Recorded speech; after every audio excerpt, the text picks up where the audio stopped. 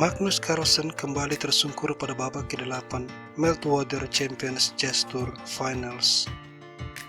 Hari ini dia takluk dari Aronian setelah mendapat 2 kekalahan dan 2 remis. Di tempat lain, Wesley So berhasil menang atas Jan-Krzysztof Duda.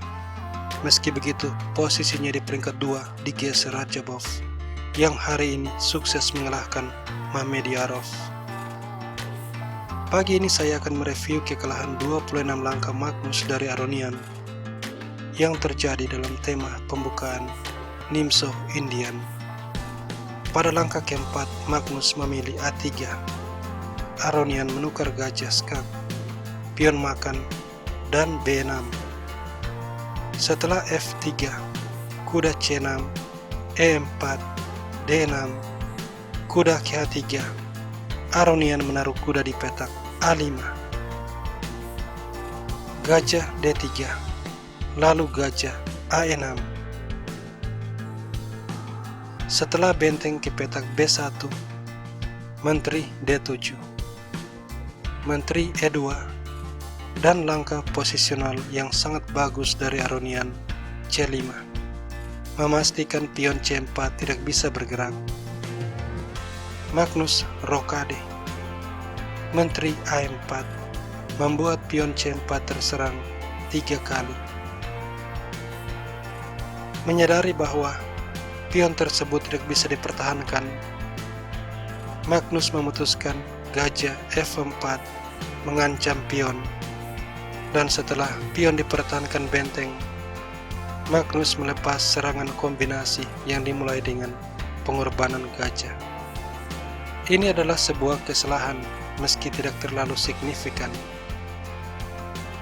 Aronian mengambil gajah, diikuti pion E5 sebuah forking, benteng menyelamatkan diri, dan pion makan kuda, pion makan.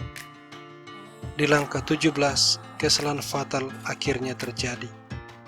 Pion D5 dimainkan Magnus. Ini segera dibalas, gajah makan pion.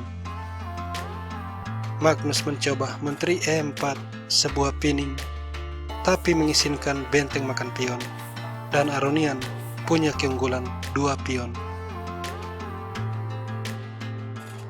Dari sini Magnus tidak punya banyak pilihan. Dia sekarang tidak bisa lagi menang melalui ending, sebab itu dia terpaksa harus bermain menyerang. Maka Magnus melanjutkan kuda F4 dan dibalas F5, menteri E3, dan benteng D7. Kemudian menteri E5, benteng F8, gajah makan pion. Sebuah langkah agresif yang mengorbankan benteng dengan tujuan untuk membuka pertahanan Raja Hitam. Aronian mengambil benteng, diikuti gajah makan pion. Kembali ini merupakan sebuah kesalahan fatal. Aronian mengambil gajah, dan dia punya terlalu banyak keunggulan material.